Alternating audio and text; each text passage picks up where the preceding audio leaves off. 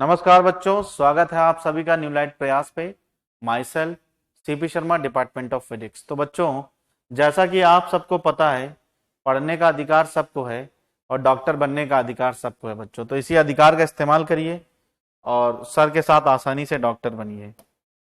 तो बच्चों, आज FST 38 का डिस्कशन है जो मैं करने जा रहा हूं बच्चों। तो देखिए जरा कैसे है ये। एक मतलब एवरेज पेपर है बच्चों। नीट का पेपर इससे 19-20 बनेगा। ऐसे ही पेपर आने वाला है नीट में, इससे ज्यादा डिफिकल्ट लेवल नहीं है बच्चों।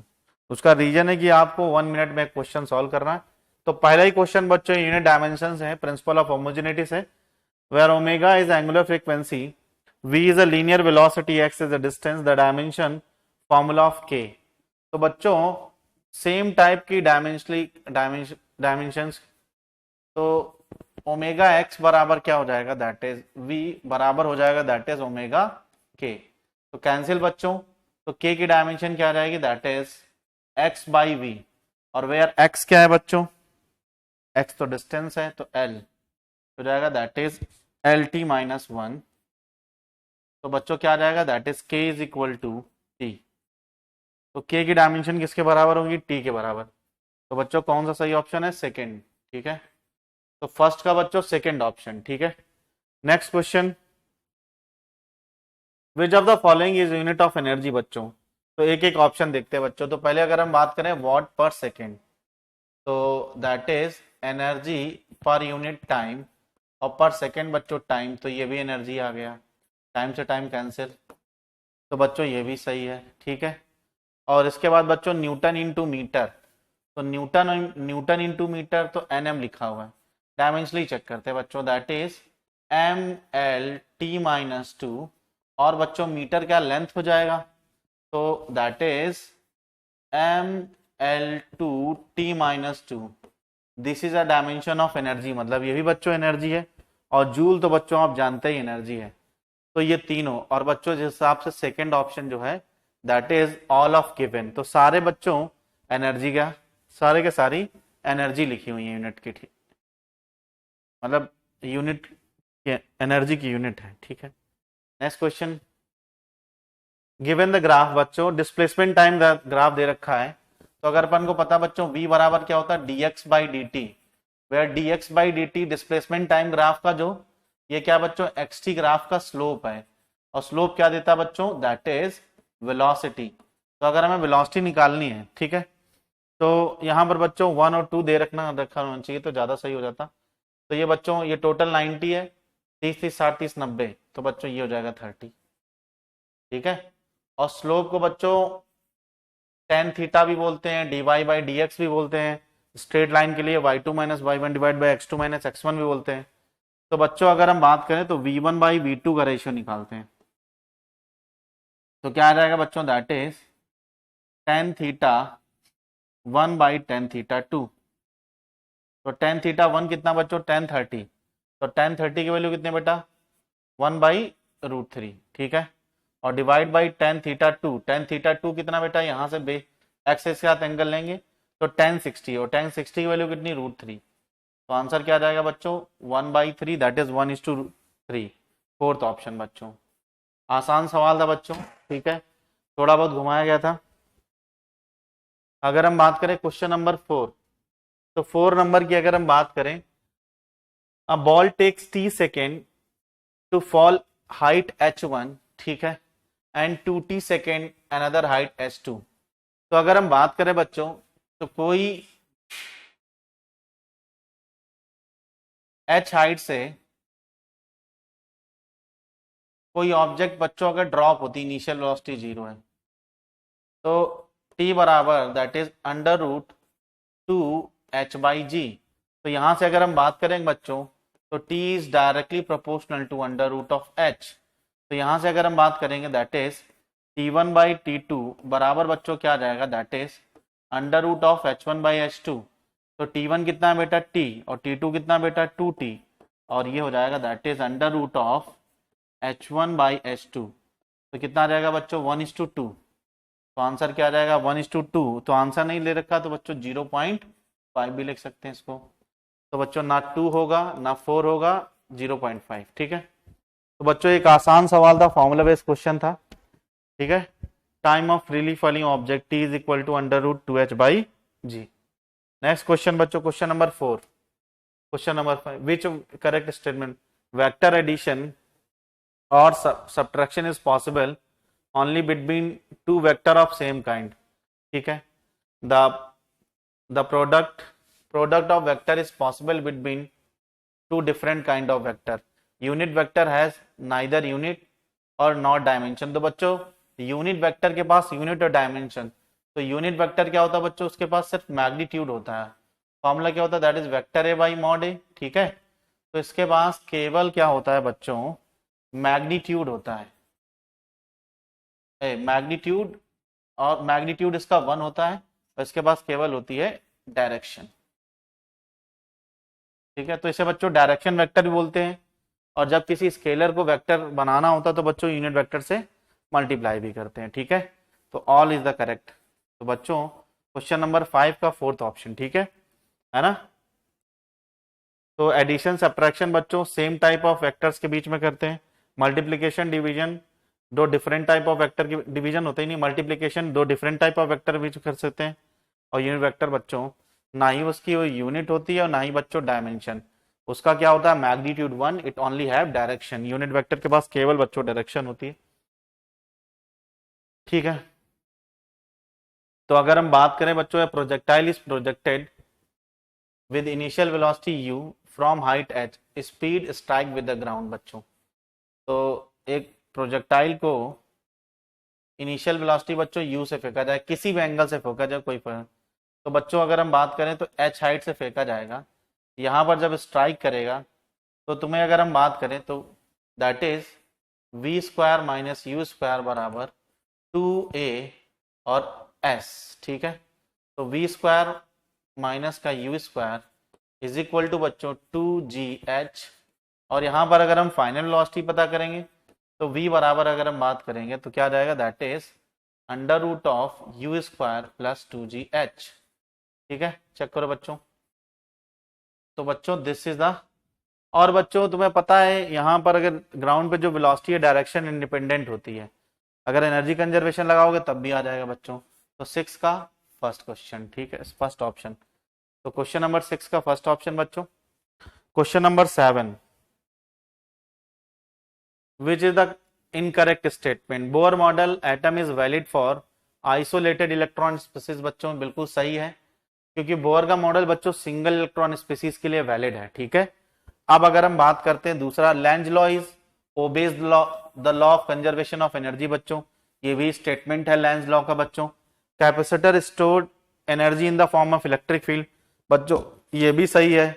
और 4th ऑप्शन बचाओ इनकरेक्ट, तो open pipe only form odd harmonic. तो बच्चों दिस इज इनकरेक्ट स्टेटमेंट। तो ओपन ऑर्गन पाइप बच्चों इवन हार्मोनिक फाइंड करता है, कहो तो मैं बना के भी दिखा सकता हूं, ठीक है। नेक्स्ट क्वेश्चन बच्चों, इलेक्ट्रोस्टैटिक फील्ड। तो बच्चों इलेक्ट्रोस्टैटिक फोर्स एक कंजर्वेटिव नेचर का फोर्स है। Conservative, uniform field, non uniform field, conservative field, non conservative. लेकिन बच्चों जब वेरिंग नेचर की magnetic field electric field produce करती है तो बच्चों उसका नेचर होता है non conservative force, non conservative nature की इलेक्ट्रिक फील्ड होती है बच्चों। In a given force time graph, in a given force time graph area enclose by the graph बच्चों। तो जब भी किसी ग्राफ का बच्चों एरिया निकालना हो तो क्या करते हैं, दैट इज एफ, और ये हो जाएगा दैट इज ये टी हो गया, फोर्स टाइम ग्राफ है। तो अगर हम बात करें तो एफ बराबर क्या होता है बच्चों, that is DP by D T, और डीपी बराबर क्या होता है बच्चों, that is F D T. ये एरिया है बच्चों, ठीक है। ऐसा फंक्शन कभी भी लिखा हो तो क्या देगा, एरिया। और ये बच्चों क्या देता है, इंपल्स। चेंज इन मोमेंटम क्या देता है, इंपल्स। चेक करो बच्चों, सही ऑप्शन इंपल्स। फोर्स नहीं बच्चों, एनर्जी नहीं, वेलोसिटी भी नहीं। तो बच्चों 9th का बच्चों फर्स्ट ऑप्शन, ठीक है। क्वेश्चन नंबर 9 का फर्स्ट ऑप्शन। क्वेश्चन नंबर 10 बच्चों, ठीक है। when forces F1, F2, P1, P2, P3 are acting on particle of mass m, such that P1 P2 are perpendicular. तो बच्चों एक पार्टिकल है जिसपे बच्चों तीन फोर्सेस लग रहे हैं, ठीक है, और जो तुमको बोल रखा है P1 P2 बच्चों क्या है, परपेंडिकुलर है। तो पहला ये फोर्स मान लेते हैं और दूसरा ये मान लेते हैं, ठीक है। तो मान लेते हैं बच्चों that is P2 P3 perpendicular, तो इसको मान लेते हैं P2 और ये P3 बच्चों परपेंडिकुलर है, ठीक है। द पार्टिकल रिमेन स्टेशनरी, तो बच्चों स्टेशनरी है, तो अगर हम बात करें तो बच्चों इस पे एफ नेट कितना है, 0। और बच्चों अगर किसी ऑब्जेक्ट पे नेट फोर्स 0 है तो उसका टोटल लीनियर मोमेंटम कांस्टेंट होगा बच्चों, ठीक है, दैट इज P इनिशियल बराबर P फाइनल। तो जाहिर सी बात है बच्चों, ये है फोर्स लग रहा है, ठीक है, तो फोर्स, तो उस पर नेट फोर्स कितना होगा बच्चों, 0, ठीक है। तो मोमेंटम कंजर्व, तो नेट फोर्स 0 होगा। तो अब अगर हम बात करें, हाँ स्टेशनरी है तो नेट फोर्स 0 होगा। तो हम बात करते हैं बच्चों, तो P3 के बारे में बात करते हैं, तो P1 के बारे में। तो जाहिर सी बात है बच्चों दैट इज जो वेक्टर सम होगा इन तीनों का कितना होगा, 0। तो अगर हम बात करें दैट इज P1 बराबर माइनस का P2 प्लस P3।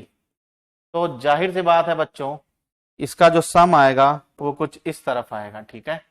तभी बच्चों 0 बन सकता है, इन दोनों का सम इस तरफ और इसका सम इस तरफ आएगा, तो तभी बच्चों नेट फोर्स क्या होगा, 0, और स्टेशनरी है। तो अगर हम बात करें तो बच्चों फर्स्ट ऑप्शन भी सही है हमारा। दूसरा अगर इसको सबको इधर ले आओगे तो P1 plus P2 plus P3 बराबर 0 बच्चों, तो दूसरा भी सही है। तीसरा तीसरा क्या होगा बच्चों, ये दिख भी रहा है, दैट इज P1 बराबर क्या हो जाएगा, that is under root of P2 square plus P3 square, ठीक है। और बच्चों ऑल ऑफ अबव, तो सारे सही है बच्चों, फोर्थ ऑप्शन, ठीक है। रिमेन पार्टिकल स्टेशनरी, स्टेशनरी मतलब नेट फोर्स बच्चों 0, ठीक है, नेट फोर्स 0 तो मोमेंटम कंजर्व, ठीक है। वैसे मोमेंटम P यहाँ फोर्स की केवल बात कर रहा है तो फोर्स से ही बात बन जाएगी बच्चों। In a midway between two equal and similar charges a third equal and similar charge is placed, ठीक है। तो देख लेते हैं बच्चों, एक मिडवे पर two equal and similar charge रखे गए, ठीक है। तो two equal and similar charge रख देते हैं, और एक सिमिलर चार्ज बच्चों मिडवे पे रखते हैं।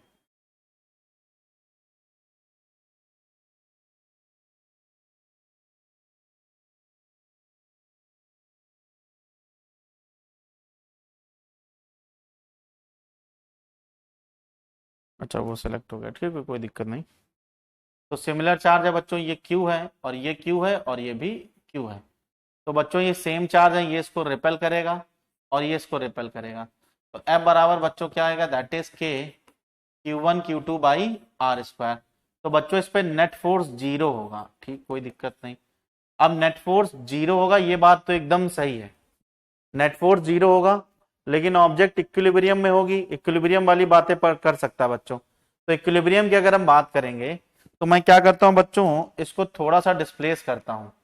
जब इसको डिस्प्लेस करूंगा इसकी पोजीशन से तो क्या होगा, ये वापस से वापस आएगा, इधर करूंगा तो इधर, ये इसको रिपेल मारेगा और ये इसको क्या करेगा, मतलब ये इसको इधर से रिपेल मार रहा होगा और ये इसको इधर से रिपेल मार रहा होगा, तो अपनी मीन पोजीशन में वापस आएगा। तो बच्चों कैसा होगा, एक स्टेबल इक्विलिब्रियम में होगा, ठीक है। तो ऑप्शन पढ़ लेते हैं, experience a force along equatorial axis, नहीं। Experience a net force along axial axis, नहीं बच्चों। Is an unstable equilibrium along the axis, बच्चों नहीं। It is a stable equilibrium along the axis. तो बच्चों 11th का फोर्थ ऑप्शन, ठीक है। तो बच्चों ये क्वेश्चन नंबर 11 हुआ, ठीक है। और अब आते हैं बच्चों क्वेश्चन नंबर 12 पे, ठीक है। Unrolled unloaded truck can stop by applying a brake, ठीक है, ऑन अ स्ट्रेट रोड। तो that is F into D बराबर that is half of M into v square, ठीक है। Unload truck applying a brake, ठीक है, straight road after covering a distance of 2 meter when truck loaded by 50% of his weight, तो ठीक है, तो of his weight and braking force remain unchanged how long बच्चों। तो मान लेते हैं बच्चों दैट इज, अब अगर हम बात करें तो that is d is directly proportional to m। तो डिस्टेंस जो होगा बच्चों डायरेक्टली प्रोपोर्शनल टू m होगा, work change in kinetic energy के बराबर वर्क डन कर देते हैं बच्चों।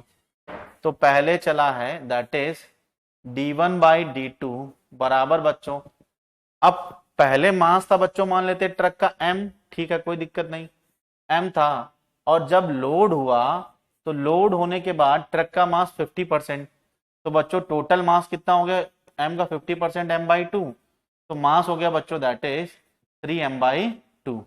तो m1 बराबर बच्चों कितना m है और m2 बराबर बच्चों है दैट इज 3m बाई 2। बच्चों बहुत बढ़िया पेपर है, एकदम आसानी से अटेम्प्ट करिए आप इसको। तो d1 बाई d2 बराबर बच्चों that is m1 by m2। तो d1 पहले केस में कितना चला बच्चों 2 मीटर, d2 निकालना अपन को, और इसके बाद अगर हम बात करेंगे तो मास कितना है बच्चों, मास है पहले m के बराबर, उसके बाद बच्चों that is 3 by 2 times of m। तो m से m कैंसिल, t से t कैंसिल, तो d2 बराबर कितना आ जाएगा बच्चों, d2 बराबर आ जाएगा दैट इज 3 मीटर, ठीक है। तो कितनी डिस्टेंस कवर करेगा 3 मीटर, और फोर्स बच्चों कांस्टेंट है जो रोक रहा है, ठीक है। जो ट्रक अगर चल रहा होगा तो उसकी सारे के सारा जो वर्क है, फ्रिक्शन जो वर्क करेगा उसकी काइनेटिक एनर्जी को कम करने में यूज करेगा। तो वर्क डन बाय फ्रिक्शन बराबर वर्क डन बाय ब्रेक बराबर change in kinetic energy half mv square. तो बच्चों ना 2 मीटर होगा दैट इज 3 मीटर। तो क्वेश्चन नंबर 12 का बच्चों second option. Question number 13, two identical particle of mass m, ठीक है, moving towards each other with velocity v and 2v।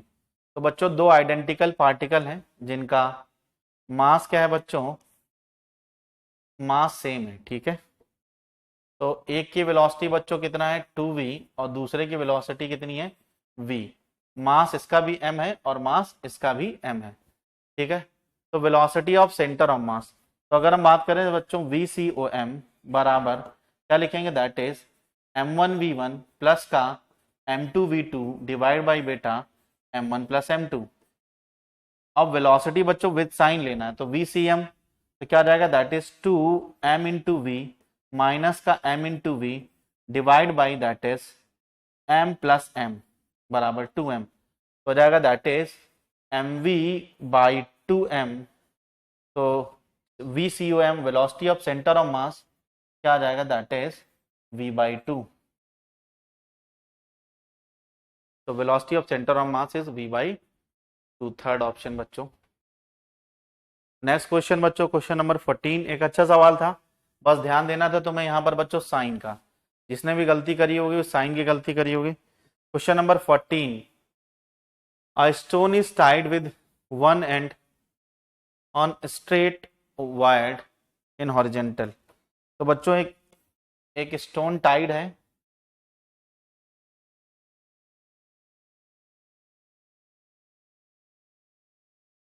एक धागे से बंधा हुआ है बच्चों, एक स्टोन है और इसका मास है m, ठीक है। मान लेते हैं द सेंट्रीपिटल एक्सेलेरेशन, तो AC बराबर दे रखा हुआ दैट इज AC बराबर सेंट्रीपिटल एक्सेलेरेशन इज 9.8 मीटर पर सेकेंड। तो एंगुलर स्पीड पूछी है, तो बच्चों दैट इज AC बराबर क्या हो जाएगा that is omega square r के बराबर बच्चों, ठीक है, ओमेगा स्क्वायर r। तो ओमेगा बराबर क्या हो जाएगा that is under root of AC by r। तो ओमेगा बराबर AC कितना है बच्चों सेंट्रीपिटल एक्सेलेरेशन दैट इज 9.8 और डिवाइड बाई r, r कितना बच्चों 0.2 मीटर में, तो ये कितना हो जाएगा दैट इज 49। तो ओमेगा बराबर आ जाएगा बच्चों that is 7 radian per second. Omega is equal to 7 radian per second. Question number 14 का बच्चों सेकेंड ऑप्शन। अच्छा पेपर है बच्चों, ठीक है, ऐसे ही पेपर बच्चों इससे 19-20 पेपर मिलेगा नीट में एकदम, ठीक है। क्वेश्चन नंबर 15 बच्चों, तो ये एक अच्छा सवाल है बच्चों। इसके लिए आपको मैग्नेटिक मोमेंट और एंगुलर मोमेंटम में रिलेशन पता होना चाहिए, ठीक है। A non-conducting rod AB, length L, total charge Q, rotated about the axis passing through the center of mass, ठीक है। और यहां से अगर हम बात करेंगे velocity omega, the magnetic moment पूछा है। तो सबसे पहले रॉ चीजें, तो L बराबर क्या होगा बच्चों, that is I into omega, ठीक है, I इंटू ओमेगा। तो I बराबर क्या हो जाएगा, दैट इज L बराबर M L square by 12 into omega. Centre से बच्चों इसका मोमेंट ऑफ इनर्शिया कितना होगा, M L square by 12। L क्या है बच्चों, लेंथ है यहाँ पे, और एल, ये जो एल है ये एंगुलर मोमेंटम है, ठीक है। तो बच्चों पूछा है मैग्नेटिक मोमेंट, तो एम इज इक्वल टू कितना हो जाएगा, that is E by 2m और इंटू बेटा एल। एल क्या है बच्चों, दैट इज एंगुलर मोमेंटम, तो ई बाई 2m और into beta that is M L square by 12 into beta omega. तो अगर हम बात करें चार्ज कितना है, टोटल Q है, तो मैग्नेटिक मोमेंट क्या आ जाएगा, M is equal to, M से M बच्चों कैंसिल, तो आ जाएगा that is Q L square omega by 24। दूसरा बच्चों क्या था, इसको इंटीग्रेट करके भी निकाल सकते थे, Q omega L square by 24 बच्चों, थर्ड ऑप्शन। इसको बच्चों इंटीग्रेट करके भी निकाल सकते थे, ठीक है ना। एक एलिमेंट लेते एक्स लेंथ पे, और उसके बाद m बराबर आई इंटू ए, आई की वैल्यू निकाल लेते। तो आसान तरीका बच्चों यही है। क्वेश्चन नंबर, तो एस्केप वेलोसिटी की अगर हम बात करें, डिपेंड्स ऑन मास, तो बच्चों दैट इज, यहां पर अगर हम जी एम ई क्या है, मास ऑफ अर्थ है या मास ऑफ बच्चों प्लैनेट है, तो यहां पर बच्चों ये दे रखा है that is mass of object. तो बच्चों escape velocity mass of object से इंडिपेंडेंट होती है। तो यहां पर अगर हम बात करें बच्चों, तो m की पावर 0, ये भी नहीं होगा, ये भी नहीं होगा, ये भी नहीं होगा, ठीक है। तो बच्चों 16 क्वेश्चन हो गए हैं, और 16 में से मतलब अभी तक आपके हो सकता है ये पीछे वाला क्वेश्चन रिलेशन पता होगा, आसानी से कर लोगे, बाकी सारे सवाल आपके होने चाहिए थे। अगला क्वेश्चन बच्चों, the frequency of vibration of a system in case of force vibration. तो बच्चों फोर्स वाइब्रेशन हो रहा है, ठीक है। तो फोर्स वाइब्रेशन के केस में अगर हम बात करें बच्चों, तुम्हारा एम्पलीट्यूड धीरे धीरे क्या रिड्यूस होता है, ठीक है ना। तो natural frequency of the system बच्चों नहीं, frequency of the periodic force slightly less than natural frequency, none of above. तो बच्चों क्या होता है, धीरे धीरे जो फ्रीक्वेंसी है फोर्स वाइब्रेशन में, जब सराउंडिंग मीडियम प्रेजेंट होता है, तो वाइब्रेशन का एम्पलीट्यूड और फ्रीक्वेंसी बच्चों धीरे धीरे क्या करती है, और फोर्स फ्रीक्वेंसी होती है बच्चों, ठीक है। तो फ्रीक्वेंसी हमारी चेंज होती रहती है, ठीक है। तो क्वेश्चन नंबर 17 का बच्चों सेकंड ऑप्शन, ये थोड़ा सा ट्रिकी सवाल था। Vessels on in figure have same base area, तो बेस एरिया बच्चों सेम है, एरिया सेम है, एरिया सेम है, एरिया सेम है, ठीक है। द फोर्स, तो अगर हम बात करें बच्चों, तो फोर्स बराबर क्या होगा, दैट इज, फोर्स बराबर क्या होगा, that is rho ji H, ठीक है, और into beta A, excess pressure into area होगा बच्चों, ठीक है। भाई प्रेशर का फॉर्मूला क्या होता है, that is force by area. तो एरिया तो बच्चों कांस्टेंट है, तो pressure is directly proportional to force, या force is directly proportional to P excess pressure. तो एफ की अगर हम बात करें, दैट इज, ये हो जाएगा, दैट इज एक्सेस प्रेशर का फॉर्मूला क्या है, that is rho ji h. तो force is directly proportional to बेटा h, where h is a height from open surface बच्चों।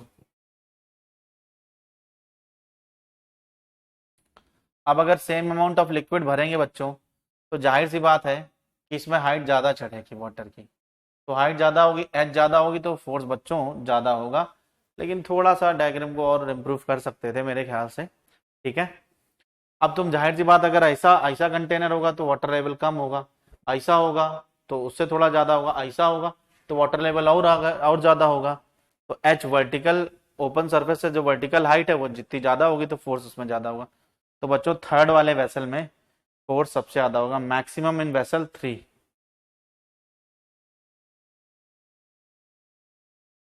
क्वेश्चन नंबर बच्चों 19। ठीक है, तो एवरेज पावर की अगर हम बात करें, that is P average is equal to I R M S into V R M S या E R M S into beta cos phi. तो फेज डिफरेंस बच्चों दे रखा हुआ है 5/3, तो 5 बराबर बच्चों दे रखा हुआ है दैट इज 5/3। तो एवरेज पावर बराबर आई आर एम एस, तो where is the I, V R M S बच्चों that is V naught by √2 into I R M S. तो आई आर एम एस कितना है बेटा, आई है, ये कितना हो जाएगा 1/√2 इंटू बेटा कॉस 5/3।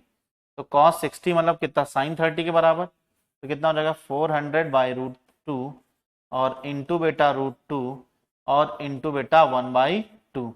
तो ये खत्म बच्चों, तो पावर आ जाएगा कितना बेटा 4, ये पावर आ जाएगा कितना 100 वाट। ठीक है, तो 19 का बच्चों 100 वाट। ठीक है, क्वेश्चन नंबर 19 का 100 वाट। तो फर्स्ट ऑप्शन बच्चों। Question number 20। तो बच्चों क्वेश्चन नंबर 20, तो क्वेश्चन नंबर 20 की अगर हम बात करें तो मीन फ्री पाथ, ये बच्चों फॉर्मूला पूछा जाता है 1/√2 n pi D square, where D is the diameter of molecule और एटम बच्चों। तो बच्चों फर्स्ट ऑप्शन, लेकिन चेक कर लेते हैं कहीं ये दोनों इक्वेशन भी तो नहीं सही है। तो अगर देखें बच्चों, क्योंकि फर्स्ट और थर्ड दे रखा हुआ है, ये तो 100% सही है। तो करते हैं बच्चों PV is equal to N K B T, where K B is Boltzmann constant.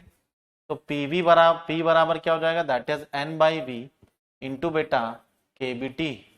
तो ये बच्चों किसकी वैल्यू है, ये है स्मॉल एन की, number of particles per unit volume.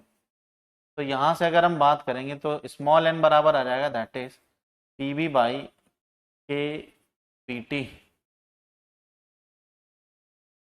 तो पीवी बाई के बी टी, तो सेकेंड और थर्ड। तो बच्चों लैम्डा इज इक्वल टू, यहाँ पर हमें फॉर्मूला दे रखा है किसके, पी और के बी के टर्म में।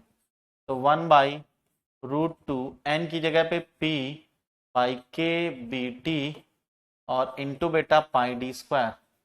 चेक करो बच्चों, तो थर्ड भी सही है।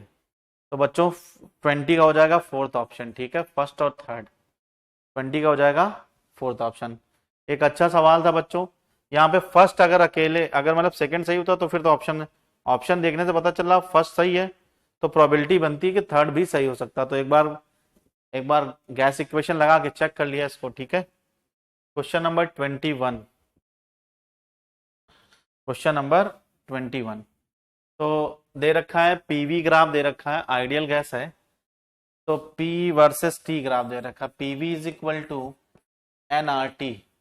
तो P वर्सेस T दे रखा हुआ है, तो P is equal to NR/V into T. तो स्ट्रेट लाइन ड्रॉ है, तो Y बराबर m टाइम ऑफ, अच्छा VT ग्राफ दे रखा हुआ है VT। तो V को इधर रोक लेते हैं बच्चों, that is NR/P into T. तो Y बराबर m टाइम ऑफ x बच्चों प्लस C। तो m की जो वैल्यू है, तो m क्या है बच्चों, दैट इज NR/P। तो M is inversely proportional to P बच्चों। तो जहां स्लोप ज्यादा वहां पे प्रेशर कम, जहां स्लोप कम वहां पे प्रेशर ज्यादा। तो बच्चों जाहिर सी बात है θ2 is greater than θ1, this implies P1 is greater than P2। P1 is greater than P2 बच्चों, दैट इज फर्स्ट ऑप्शन। ठीक है, स्लोप से बच्चों इनवर्सली प्रोपोर्शनल आ रहा है। क्वेश्चन नंबर बच्चों 22। तो बच्चों क्वेश्चन नंबर 22, तो 22 क्या दे रखा है, एक पीवी ग्राफ दे रखा हुआ है। तो एरिया अंडर पीवी ग्राफ क्या देता है बच्चों, वर्क डन। तो एरिया निकाल लेते हैं, तो एरिया अंडर पीवी ग्राफ, तो एरिया क्या होगा बच्चों, पाई आर स्क्वायर, लेकिन बच्चों दोनों अलग अलग हैं, तो पाई आर इंटू आर लिखेंगे, तो एरिया क्या हो जाएगा पाई, और ये कितना हो जाएगा, ये टोटल होगा बच्चों कितना, दैट इज ये 20 30 और 10, तो 20 तो 10 हो जाएगा, तो 10 किलो पास्कल, तो 10 इंटू 10 की पावर 3 इंटू बेटा, अब अगर सेम बात करें तो ये भी 10 हो जाएगा, लेकिन वॉल्यूम है और दे रखा लीटर में, तो लिखना है मीटर क्यूब में, तो 10 इंटू 10 की पावर -3 बच्चों, तो एरिया कितना आ जाएगा, दैट इज पाई इंटू 100, ठीक है, और ये बच्चों 10 की पावर -3 प्लस 3 कैंसिल, तो एरिया बराबर जाएगा दैट इज 10 की पावर 2 पाई जूल, ये आ जाएगा वर्क डन बच्चों, ठीक है। तो एरिया अंडर पीवी ग्राफ क्या देता है बच्चों, वर्क डन, ठीक है। तो साइक्लिक प्रोसेस में बच्चों चेंज इन इंटरनल एनर्जी कितना होता है, 0।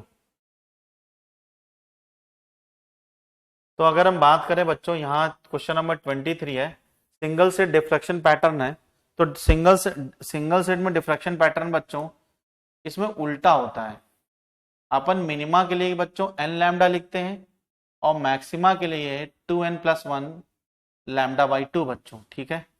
तो बोल रहा है कि जो तुम्हारा फर्स्ट मिनिमा है, ठीक है, वो क्वाइंसाइड करता है फर्स्ट मैक्सिमा से, ठीक है। तो फर्स्ट मिनिमा क्या बच्चों, दैट इज n लैम्डा 1 बराबर बच्चों that is 2n+1 lambda 2 by 2, तो बच्चों ये आ जाएगा लैम्डा 1 बराबर, ये 1 पुट करेंगे तो that is 3/2 times of lambda 2, ठीक है। क्वाइंसाइड कर रहे हैं तो दोनों को बराबर कर दिया बच्चों, तो वेवलेंथ लैम्डा 2, तो लैम्डा 2 पूछा है, तो लैम्डा 2 इज इक्वल टू क्या आ जाएगा, that is 2/3 times of lambda 1, तो 2/3 टाइम्स ऑफ लैम्डा 1, तो what is the value of lambda 1, that is 6000 angstrom, तो आ जाएगा बच्चों दैट इज 2000, ये आ जाएगा दैट इज 4000 एंगस्ट्रॉम, ठीक है। तो क्वेश्चन नंबर 23 का बच्चों फर्स्ट है। क्वेश्चन नंबर 24, तो बच्चों अगर हम बात करें when water is heated from, तो जो वॉल्यूम है बच्चों क्या करता है, इसका डिक्रीज करता है, ठीक है। जनरली अपन को पता है बच्चों that is CP is always greater than CV, ठीक है। क्यों बच्चों generally CP is always greater than CV, क्योंकि सीवी अगर कांस्टेंट प्रेशर पे किसी को बच्चों हीट सप्लाई करेंगे, तो जब हीट सप्लाई करेंगे तो क्या होगा, हीट सप्लाई करेंगे तो पिस्टन बच्चों ऊपर की तरफ होगा, तो हीट दो जगह पे खर्च होगी, कहां पर, एक तो वर्क करने में, दूसरा इंटरनल एनर्जी चेंज करने में, ठीक है, दूसरा बच्चों इंटरनल एनर्जी चेंज करने में। लेकिन अगर हम बात करें कि इस वाले केस में 0 से 4 डिग्री सेल्सियस में annual mass expansion of water होता है बच्चों, ठीक है। तो जो अब अपन इसको हीट कर रहे हैं तो हमारा बच्चों क्या होगा, वॉल्यूम जो है वो डिक्रीज करेगा, और वर्क डन निकालते हैं तो पीवी इज इक्वल टू क्या आ जाएगा बच्चों, दैट इज एनआरटी के बराबर, है ना। और पीवी क्या बच्चों, थर्मोडाइनमिक वर्क है, तो अगर हम बात करेंगे तो दैट इज पीवी बराबर, और आर को लिखते हैं that is CP minus CV into NT के बराबर, ठीक है। अब हमारा बच्चों वॉल्यूम डिक्रीज करा, तो वी फाइनल माइनस का वी इनिशियल, तो ये टर्म बच्चों नेगेटिव आएगा, और ये टर्म अगर नेगेटिव आएगा तो जाहिर सी बात है इस वाले केस में हमारा जो है वो बच्चों सीवी बड़ा होगा और सीपी क्या होगा, छोटा होगा, दोनों इक्वेशंस की अगर हम बात करें कंपेयर, ठीक है। तो बच्चों 24 का सेकंड ऑप्शन, तो ये बच्चों 24 क्वेश्चन हुए, ठीक है। उम्मीद करता हूं आपको मेरे द्वारा किया गया डिस्कशन अच्छे से समझ में आया होगा बच्चों। अगर समझ में आया है तो कमेंट बॉक्स में एक दो कमेंट करके हौसला अफजाई करें, ठीक है। ओके, इसके बाद बच्चों शिवम सर डिस्कस करेंगे। ओके बच्चों, thank you all of you, thank you so much, नमस्कार।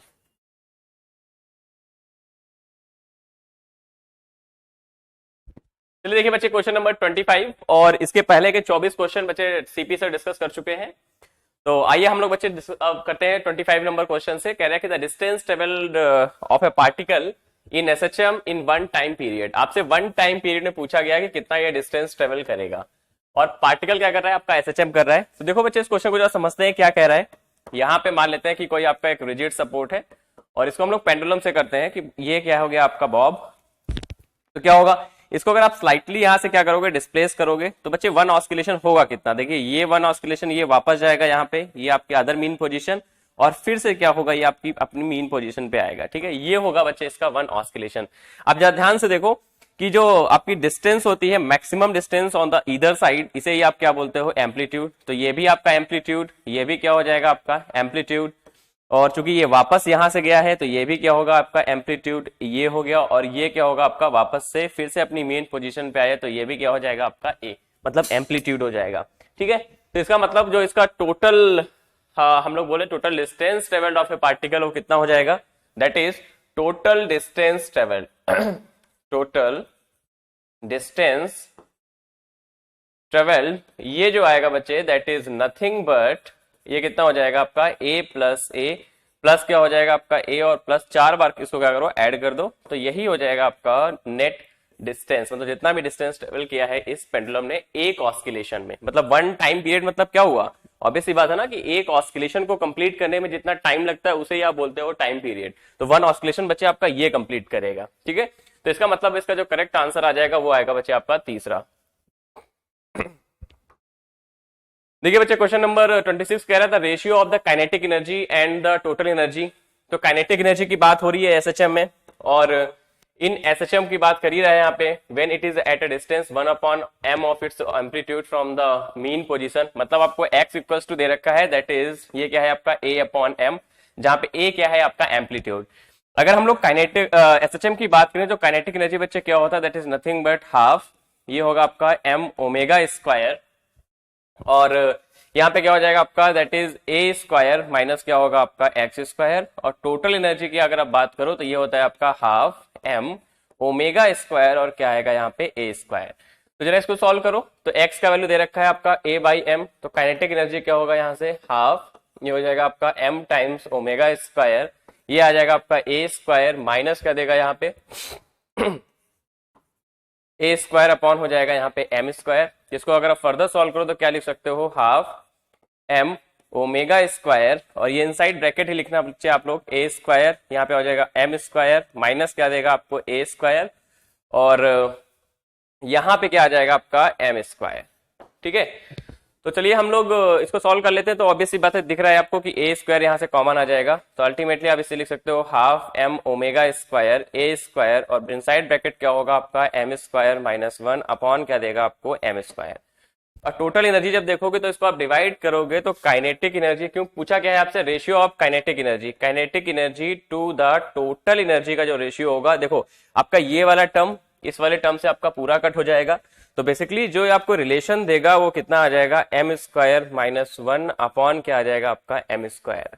ये देगा बच्चे आपको correct ratio between kinetic energy and total energy.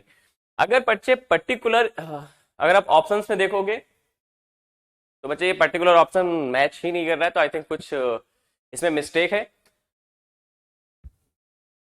That is M square minus 1 upon M square, ये ठीक है बच्चे, करेक्ट है, यहाँ पे यही आएगा आंसर। ठीक है, अगर आप देखो यहाँ पे अगर काइनेटिक एनर्जी की जगह अगर पोटेंशियल एनर्जी दे रखा होता तो पोटेंशियल एनर्जी क्या होता, दैट इज हाफ, ये आता आपका m टाइम्स ओमेगा स्क्वायर, और x का वैल्यू कितना होता है यहाँ पे, that is a square upon क्या होता है आपका m स्क्वायर। अगर हम इसको टोटल एनर्जी से बच्चे क्या करते हैं, डिवाइड करते हैं, तो देखो तो यहाँ पे होता है half m omega square a square, तो आपका रेशियो आ जाता है यहाँ से 1 अपॉन एम स्क्वायर। अगर ये काइनेटिक एनर्जी की जगह क्या दे रखा होता, आपको पोटेंशियल एनर्जी दे रखा होता, तो बच्चे आपका ऑप्शन आता वो होता आपका सेकंड नंबर। ठीक है, ऐसे तो बच्चे क्वेश्चन इनकम्प्लीट है, मतलब कोई भी ऑप्शन आपका मैच नहीं कर रहा है। ठीक है, चलो आते हैं हम लोग नेक्स्ट क्वेश्चन पे। Kirchhoff law first law is based on, तो किरचॉफ फर्स्ट लॉ क्या है बच्चे, जंक्शन लॉ है कि जितना करंट आपका इंटर करेगा उतना ही करंट क्या होगा बच्चे आपका बाहर जाएगा। तो जो फर्स्ट लॉ है वो किस पे बेस होगा, कंजर्वेशन ऑफ मोमेंटम, नहीं ये किस पे आपका होता है, कंजर्वेशन ऑफ चार्ज पे डिपेंड करता है। मतलब जितना जंक्शन के क्रॉस आपका करंट क्या करेगा बच्चे, इंटर करेगा, ये कुछ ऐसे होता है, ये करंट अगर आपकी इंटर कर रही है यहाँ पे, यहाँ से करंट क्या हो रहा है, बाहर हो रहा है। सपोज करो ये I1 है, ये क्या है I2 है, ये क्या हो जाएगा I3, तो यहाँ पे क्या होगा आपका, दिस इज द I4, ये क्या है आपका I5 और ये क्या होगा आपका I6। तो बेसिकली आप क्या लिखते हो, इनका जो आपका बेसिकली सम होता है, रिजल्टेंट सम, वो कितना आना चाहिए आपका 0। तो दैट मीन्स आप क्या लिख सकते हो यहाँ से कि I1 plus I2 plus I3 equals to यहाँ पे कितना हो जाएगा I4 plus I5 plus I6। अब जरा ध्यान से देखिए कि करंट का जो पर्टिकुलर रीजन है बच्चे, है तो चार्ज ही ना, क्योंकि जब चार्ज की वजह से ही तो करंट है, तो कंजर्वेशन चार्ज को क्या कर रहा है, ये फॉलो करेगा। तो ऑब्वियसली बात है, तो आपका करेक्ट आंसर जो होगा वो क्या होगा आपका थर्ड। आते हम लोग क्वेश्चन पे, कह रहा है कि a magnet of magnetic moment दे रखा है, that is capital M has been broken into 3 equal parts in length. देखो लेंथ में क्या किया गया है, उसको 3 इक्वल पार्ट्स में डिवाइड करा गया है, एंड कह रहे हैं the 2 equal parts in breadth. Then आपसे पूछा है कि magnetic moment of each piece. देखिए जरा इस क्वेश्चन को ध्यान से समझिए पहले कि क्वेश्चन है क्या और ये क्या बोल रहा है। तो पहले हम लोग बना लेते हैं एक जरा ये अपना मैग्नेट, ठीक है, ये हो गया हमारा मैग्नेट। और ऑब्वियस सी बात है कि इस मैग्नेट का बच्चे कुछ ना कुछ क्रॉस सेक्शनल एरिया होगा, तो इसका हम लोग क्रॉस सेक्शनल एरिया बना लेते हैं यहाँ पे पहले। ये हो जाएगा बच्चे इसका क्रॉस सेक्शनल एरिया, और इसका क्रॉस सेक्शनल एरिया बच्चे हम कंसीडर कर लेते हैं क्या है, दैट इज नथिंग बट, ये हम एक पर्टिकुलर वैल्यू कंसीडर कर लेते हैं, ये क्या है आपका A।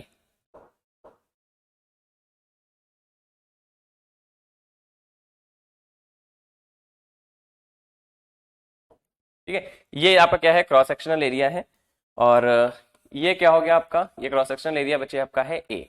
अब इस टोटल लेंथ को कंसीडर कर लो भाई कि ये टोटल जो लेंथ है वो कितनी है बच्चे आपकी, स्मॉल l है। अच्छा देखो लेंथ वाइज इसको 3 पार्ट्स में डिवाइड करा गया है, तो लेंथ वाइज इसको जब 3 पार्ट्स में डिवाइड करोगे तो चलो भाई इसको डिवाइड कर लेते हैं हम लोग। ये हो गया आपका पहला पार्ट, ये क्या हो गया आपका दूसरा पार्ट, और ये हो गया दूसरा पार्ट, और ये क्या हो गया आपका तीसरा पार्ट। अब देखिए आपसे बोला गया है, इसके बाद कह रहा है कि इसको ब्रेथ वाइज भी बच्चे क्या किया गया है, डिवाइड करा गया है 2 पार्ट्स में। तो ब्रेथ वाइज डिवाइड करोगे तो क्या हो जाएगा आपका, ये आपका 2 पार्ट्स में यहाँ से ब्रेक हो जाएगा। ठीक है, तो इसका मतलब जब आप लेंथ वाइज डिवाइड करोगे तो जरा ध्यान से देखना, यहाँ पे 3 पार्ट्स में आपका डिवाइड होगा कुछ ऐसे, ये डिवाइड हो जाएगा।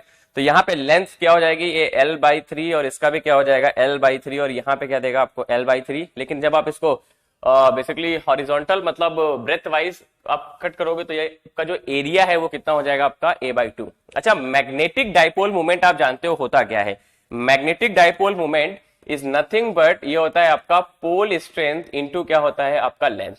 पोल स्ट्रेंथ बच्चे जो होती है वो एरिया पे डिपेंड करता है। अगर आप देखोगे तो यहाँ पे एरिया अगर हाफ हुआ है तो ये पोल स्ट्रेंथ है बच्चे कितना हो जाएगा आपका, ये होगा आपका हाफ। ठीक है, ये सीधी सी बात याद रखिएगा। तो m इक्वल टू कितना होगा यहाँ पे m/2 आफ्टर कट, है ना, ये पहले का आपका डाइपोल मोमेंट है, ये इक्वेशन नंबर फर्स्ट कंसीडर कर लीजिएगा।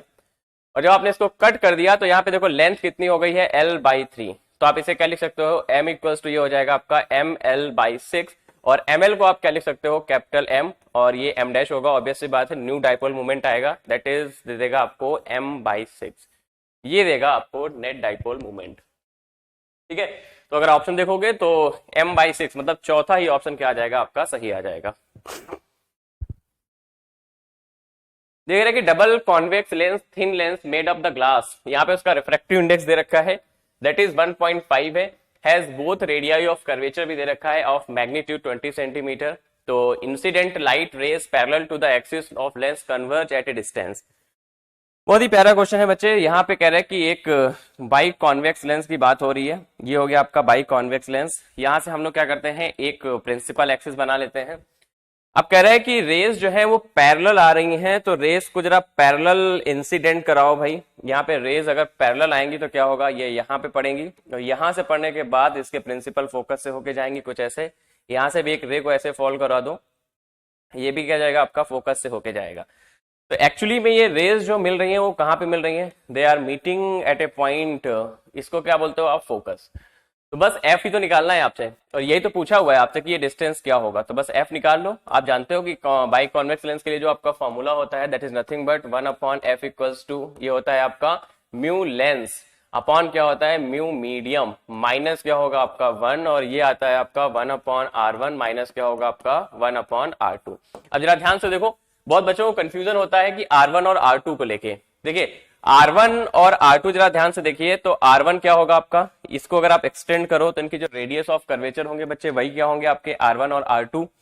आपको पता है कि अगर आप इसको ऑरिजिन कंसीडर करो तो जो इधर की लेंथ आप कंसीडर करते हो वो क्या होगा आपका, ऑब्वियस सी बात है ये नेगेटिव होगा, और इधर की लेंथ क्या होगा आपका, पॉजिटिव होगा। तो ऑलवेज याद रखो जिधर आपका प्राइमरी फोकस मतलब सेकेंडरी फोकस हो वहीं पे आप क्या कर लिया करो, R1 कंसीडर कर लिया करो। तो R1 तो हो गया बच्चे आपका पॉजिटिव, और R2 बच्चे ये डिस्टेंस हो जाएगी, तो R2 क्या हो जाएगा आपका, नेगेटिव। पहले से ही नेगेटिव है तो नेगेटिव नेगेटिव क्या आ जाएगा आपका, पॉजिटिव।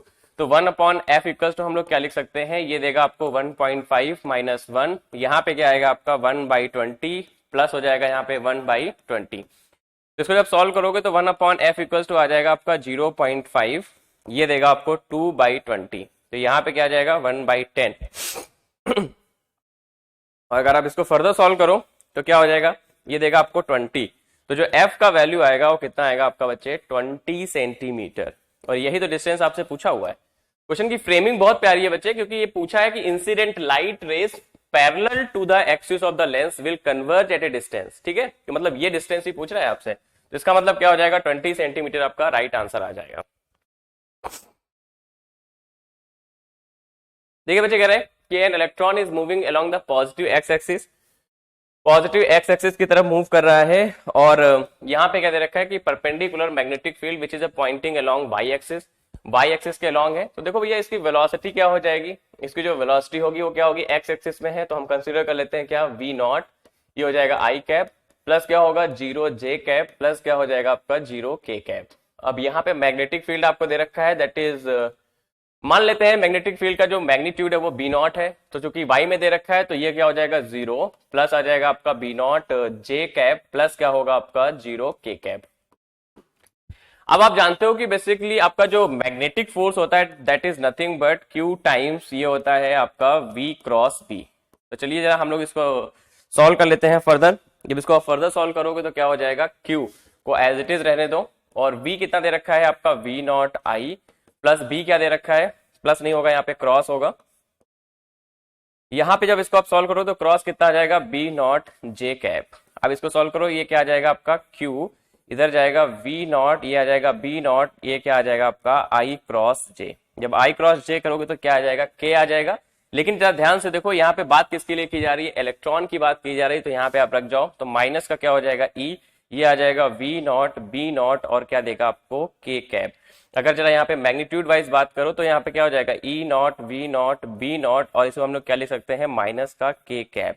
इसका मतलब कि आपका जो फोर्स का डायरेक्शन है वो तो ठीक है जेड के अलोंग तो होगा, लेकिन क्या देगा आपको, नेगेटिव जेड के अलोंग बच्चे आपका फोर्स का डायरेक्शन आएगा। ठीक है, तो इसका मतलब इसका जो करेक्ट आंसर होगा वो कितना आ जाएगा आपका, fourth option is the right answer.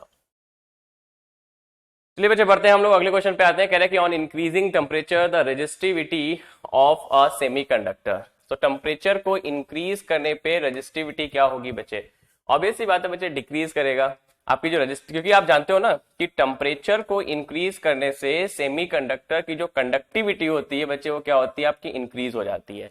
तो चाहे इसका रेजिस्टेंस हो या क्या हो आपके बच्चे रेजिस्टिविटी, दोनों ही क्या होते हैं बच्चे आपके डिक्रीज होते हैं। तो ऑब्वियसली बात है क्या होगा आपका सेकंड ऑप्शन इसका आएगा कि टेम्परेचर इंक्रीज करने से सेमीकंडक्टर की जो रेजिस्टिविटी है वो क्या होगी बच्चे आपकी, डिक्रीज होगी। आते हैं बच्चे हम लोग नेक्स्ट क्वेश्चन पे।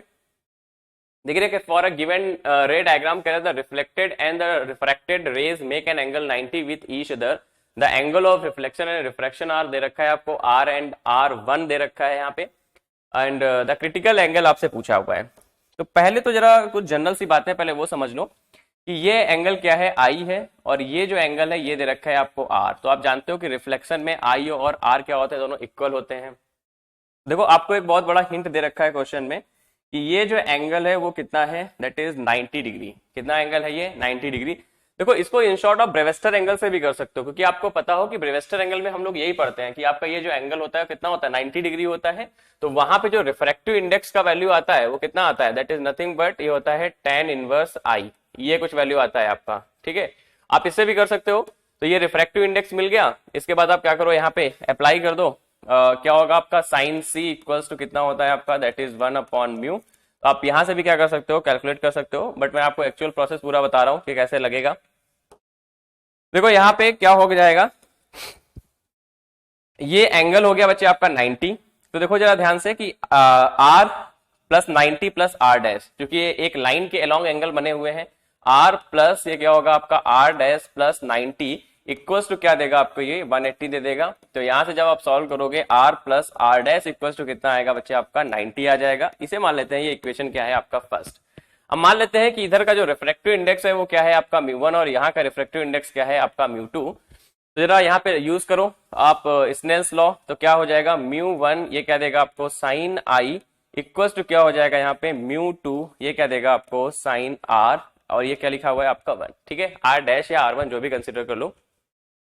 तो यहां से जरा देखो क्योंकि I और R क्या होंगे, दोनों इक्वल होंगे। तो यहां से हम लोग लिख सकते हैं μ1 साइन आर इक्वल्स टू क्या हो जाएगा μ2, और यहाँ पे क्या दे देगा आपको साइन आर डैश का जरा वैल्यू रख जाओ यहाँ पे।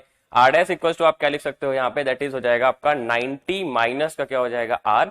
तो ये दे देगा आपको कॉस आर। तो यहाँ पे क्या हो जाएगा साइन अपॉन कॉस क्या दे दिया आपको tan आर इक्वल्स टू क्या होगा, यहां से आप लिख सकते हो μ2 अपॉन μ1।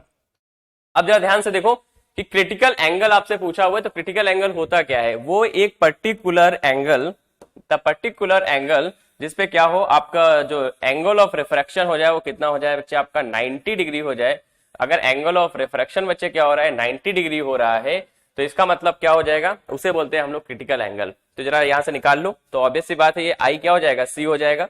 तो ये हम मान लेते हैं, फिर से स्नेल्स लॉ यूज करते हैं, μ1 इंटू क्या हो जाएगा साइन सी इक्वल्स टू क्या आ जाएगा μ2, और ये एंगल कितना हो गया है आपका 90, क्योंकि एंगल ऑफ रिफ्लेक्शन आपका 90 हो जाता है। ये दे दिया आपको वैल्यू 1।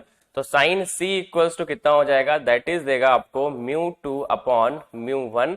आप इसको फर्दर सॉल्व कर सकते हो। तो यहाँ पे बस साइन सी, चूंकि μ2 अपॉन μ1 का वैल्यू पता है आपको, तो साइन सी इक्वल्स टू क्या हो जाएगा बच्चे tan r होगा। अब यहां से आप निकाल सकते हो c इक्वल्स टू ये देगा आपको साइन इनवर्स क्या आ जाएगा आपका tan ऑफ r।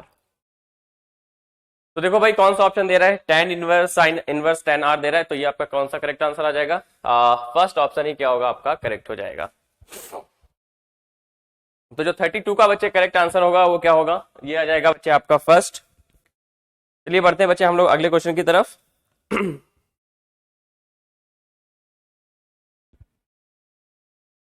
हाँ, यहाँ पे जरा ध्यान से देखो कि tan r दे रखा है और tan r और tan i, बेसिकली r को आप i भी लिख सकते हो। तो ये फर्स्ट क्या होगा, मतलब पहला और दूसरा दोनों ही ऑप्शन करेक्ट है। ऑब्वियसली बात है, तो तीसरा ऑप्शन आ जाएगा, है ना, क्योंकि r को आप i लिख सकते हो ना, जस्ट लॉज ऑफ रिफ्लेक्शन की वजह से। ठीक है, तो आपका जो करेक्ट आंसर होगा वो तीसरा हो जाएगा। ठीक है, क्योंकि दोनों ही करेक्ट है, पहले और दूसरे। ठीक है, escape velocity of the surface, पहले तो escape velocity होता क्या ये लिख जाओ। escape velocity is nothing but that is twice of G M upon क्या होता है आपका आर। कह रहा है the planet shrink such that its radius decreases to 1/4 of the present radius. अब जो रेडियस है बच्चे वो कितना हो गया है r/4 हो गया है, और कह रहा है कि विदाउट चेंजिंग इन मास, मास में कोई चेंज नहीं हुआ है। तो यहां से जो आपकी नई इसके वेलोसिटी होगी वो कितना हो जाएगा, that is twice of G capital M upon क्या दे देगा आपको r/4। तो इसको जब ऊपर लेके जाओगे तो इसको आप बाहर लिख सकते हो। तो ये आ जाएगा आपका ट्वाइस, ये कितना हो जाएगा 2gm अपॉन क्या देगा आपको r। तो यहाँ से 2gm/r को आप क्या लिख सकते हो, दैट इज नथिंग बट ये क्या हो जाएगा आपका इसके velocity of the previous particular previous जो भी आपको दे रखा है सिनेरियो। तो यहाँ क्या हो जाएगा 2 टाइम्स ऑफ बीई, ये आ जाएगा आपका करेक्ट आंसर। तो जरा देखो कौन सा ऑप्शन दे रहे हैं, तो पहला ही ऑप्शन आपको सही दे देगा। कह रहे कि in which of the following collision conservation of linear momentum is valid. तो कंजर्वेशन तो बच्चे सब में ही वैलिड होता है, चाहे वो इन इलास्टिक कोलिजन हो, चाहे इलास्टिक कोलिजन हो या लीनियर कोलिजन हो, सब में ही बच्चे क्या होगा आपका वैलिड होगा। तो करेक्ट आंसर आपका चौथा आ जाएगा। ठीक है, इन इलास्टिक कोलिजन में क्या होता है आपकी काइनेटिक एनर्जी कंजर्व नहीं होती, इलास्टिक में दोनों ही कंजर्व होते हैं, और लीनियर में तो मोमेंटम आपका ऑलवेज कंजर्व रहेगा। ठीक है, आपको ये सिंपल सी बात समझनी है। मतलब इसका जो करेक्ट आंसर हो जाएगा वो क्या आ जाएगा बच्चे आपका फोर्थ। देखिए बच्चे क्वेश्चन नंबर 35 कह रहा है कि tank containing water is fixed on a trolley. कह रहा है कि the rear side of the tank is attached by a spring to a wall, then the tap T is opened, water begins to flow out। कह रहा है कि if the spring constant is K, density of the liquid is D, velocity of efflux बच्चे क्या है B है। आप cross sectional area दे रखा है A, then the compression पूछा हुआ है आपसे क्या होगा, कंप्रेशन इन द स्प्रिंग आपसे पूछा है। चलो पहले हम लोग देखते हैं पहले कंप्रेशन ऑफ द स्प्रिंग यहाँ पे कि कैसे आएगा। अब देखिए जब यहाँ से वाटर क्या होगा आपका फ्लो होगा तो ऑब्वियस सी बात है ये जो इक्विलिब्रियम की सिचुएशन बनेगी तो यहाँ पे क्या होगा जैसे ही पानी बाहर आएगा क्या होगा ये आपका पीछे की तरफ जाएगा, यहाँ पे एक रिस्टोरिंग फोर्स एक्ट करेगा स्प्रिंग पे, तो ये क्या होगा रिस्टोरिंग फोर्स आपका F इक्वल्स टू के एक्स के इक्वल होगा। तो चलिए हम लोग यहाँ पे फ्लो ऑफ रेट ऑफ निकाल लेते हैं कि कितना आपका मास जो है बच्चे वो बाहर आया है पानी का। तो जब हम लोग ये कैलकुलेट करेंगे तो बच्चे ये कितना आएगा, that is flow of rate of mass, ये देगा बच्चे आपको दैट इज रो ए, और ये क्या आ जाएगा बच्चे आपका v। अच्छा ये वेलोसिटी आपको दे रखी है, वेलोसिटी इज नथिंग बट क्या है आपकी v, वेलोसिटी ऑफ इफ्लक्स। अब यहां से अगर आप चेंज इन मोमेंटम निकालोगे तो यहां से आपको जो चेंज इन मोमेंटम देगा दैट इज नथिंग बट ये बच्चे आपको दे देगा कितना आएगा यहाँ पे, ये होगा रो ए, और यहाँ पे क्या देगा आपको, ये दे देगा आपको v स्क्वायर। अच्छा ये डेंसिटी आपको दे रखी है, डेंसिटी इज नथिंग बट ये क्या है dA टाइम्स ये हो जाएगा आपका v स्क्वायर। और आप जानते हो कि change in momentum, the rate of change in momentum ही बच्चे क्या होता है आपका फोर्स होता है, तो यहाँ पे क्या होगा ये बच्चे इस फोर्स के क्या हो जाएगा इक्वल हो जाएगा। तो अल्टीमेटली आप यहाँ पे लिख सकते हो dA v square equal to क्या होगा kx। तो आपसे पूछा क्या है कंप्रेशन, तो x की वैल्यू जो आ जाएगी वो कितनी आ जाएगी dA, और ये क्या हो जाएगा v स्क्वायर बाई k, ये दे देगा आपको x का वैल्यू जो कि होगा बच्चे आपका ऑप्शन नंबर फर्स्ट। चलिए देखते हैं हम लोग अगला क्वेश्चन कह रहा है कि which is the correct statement, कौन सा करेक्ट स्टेटमेंट होगा। Magnetic susceptibility of the ferromagnetic substance कह रहा है कि हाई एंड पॉजिटिव। देखो भाई फेरोमैग्नेटिक की बात तो बिल्कुल सही लिखी हुई है कि जो ससेप्टेबिलिटी होती है, जरा ध्यान से देखो यहाँ पे अगर हम लोग रिलेटिव परमेबिलिटी की बात करें तो जो रिलेटिव परमेबिलिटी है देखो इसको जरा हम लोग डिटेल में समझते हैं पहले क्या है कि डायामैग्नेटिक और फेरोमैग्नेटिक में बच्चे डिफरेंस क्या होता है। पहले ये समझो कि ये बच्चे क्या है आपकी एक्सटर्नल फील्ड है और इसमें कोई एक मैग्नेटिक मटेरियल हमने रख दिया, मान लेते हैं कि वो मैग्नेटिक मटेरियल क्या है पहले डायामैग्नेटिक है, तो जो इसमें बच्चे फील्ड अंदर बच्चे फील्ड जो डेवलप होगी उसमें डायरेक्शन क्या होगा इसका इन द अपोजिट डायरेक्शन होगा। मान लेते हैं कि ये क्या है आपका बी नॉट है आपका अपर, और ये कितना हो गया आपका बी एम। इनसाइड का जो आपका इंड्यूस्ड मैग्नेटिक फील्ड है वो कितना है बी एम है। तो यहाँ पे जब हम लोग नेट मैग्नेटिक फील्ड लिखेंगे तो कितना आएगा that is B naught minus क्या देगा आपको बी एम, ऑब्वियस सी बात है। तो यहाँ पे क्या लिख सकते हो आप, जरा ध्यान से देखो तो एक बात तो बिल्कुल क्लियर है कि जो बी होगा दैट इज लेसर देन क्या हो जाएगा आपका बी नॉट होगा, ऑब्वियस सी बात है। अच्छा आप जानते हो कि रिलेटिव परमेबिलिटी को बच्चे आप क्या लिख सकते हो दैट इज नथिंग बट आप लिख सकते हो इसको B upon B naught, obvious सी बात है इसको लिख सकते हैं। तो जब b बाई बी नॉट, देखो जरा ध्यान से म्यू आर क्या है यहाँ पे b बाई बी नॉट की हम लोग बात करेंगे तो क्या हो जाएगा यहाँ से b अपॉन बी नॉट क्या दे देगा आपको लेसर देन 1 दे देगा। म्यू आर का जो वैल्यू है वो क्या आ जाएगा आपका लेसर देन 1, बट बच्चे एक बात याद रखना लेसर देन 1 का मतलब निगेटिव नहीं है, लेसर देन 1 का मतलब है कि ये 0 से बड़ा और 1 से छोटा होगा, ठीक है। तो जब आप रिलेशन इसकी ससेप्टेबिलिटी निकालोगे डायामैग्नेटिक की तो ये जाई इक्वल्स टू क्या दे देगा आपको दैट इज क्या होता है आपका बेसिकली हम लोग रिलेशन पढ़ते हैं कि म्यू आर इक्वल्स टू होता है आपका 1 प्लस जाई। तो जब जाई के लिए सॉल्व करोगे तो ये जाई क्या दे देगा आपको, चूंकि 1 से छोटा है तो जाई आपका क्या आ जाएगा निगेटिव आ जाएगा, जो जाई देगा वो क्या देगा आपको निगेटिव वैल्यू देगा, ये आपको समझना है। ये तो हो गई डायामैग्नेटिक की बात। जब हम पैरामैग्नेटिक की बात करते हैं कि अगर यही सब्सटेंस सपोज करो पैरामैग्नेटिक होता तो पैरामैग्नेटिक में जो आपका इंड्यूस्ड फील्ड का जो डायरेक्शन होता वो इसी की डायरेक्शन में होता। अब देखिए हम लोग पैरामैग्नेटिक के केस में क्या लिखेंगे for paramagnetic, for paramagnetic, paramagnetic के केस में यहाँ पे जो आपकी नेट फील्ड होगी that is B equals to कितना हो जाएगा बी ओ प्लस क्या देगा आपको बी एम देगा, ऑब्वियस सी बात है। तो यहाँ पे जरा ध्यान से देखो कि ये जो b का वैल्यू है वो क्या देगा आपको बी ओ से ग्रेटर देगा, तो मतलब आपकी जो रिलेटिव परमेबिलिटी है दैट इज क्या आएगी बच्चे ग्रेटर देन 1 आएगी। अगर ये वैल्यू अगर आपका ग्रेटर देन 1 है तो जब इस केस में आप जाई निकालोगे तो ऑब्वियस सी बात है जाई क्या देगा आपको पॉजिटिव देगा, मतलब पैरामैग्नेटिक के केस में क्या है वो आपको पॉजिटिव देगा। और चूंकि जानते हो अगर यही क्या हो तीसरा केस हम कंसीडर कर लें, तीसरे केस में हम कंसीडर कर लें क्या है आपका फेरोमैग्नेटिक है, तो फेरोमैग्नेटिक में क्या होता है बच्चे ये भी आपका अप्लाइड मैग्नेटिक फील्ड की डायरेक्शन में ही क्या होगा बच्चे मैग्नेटाइज होगा।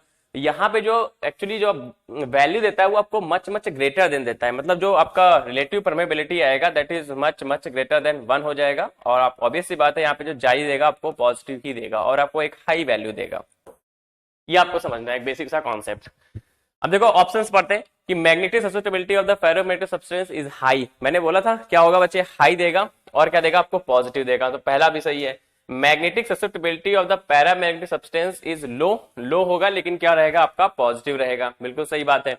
तीसरा देखो, magnetic susceptibility of the diamagnetic substance is low and क्या होगा बच्चे आपका, नेगेटिव होगा। मैंने बोला है कि जो मैग्नेटिक ससेप्टिबिलिटी होगी वो क्या होगी, लो होगी, और क्या आएगी आपकी, नेगेटिव आएगी। देखिए नेगेटिव ही यहाँ पे आया हुआ है, ठीक है।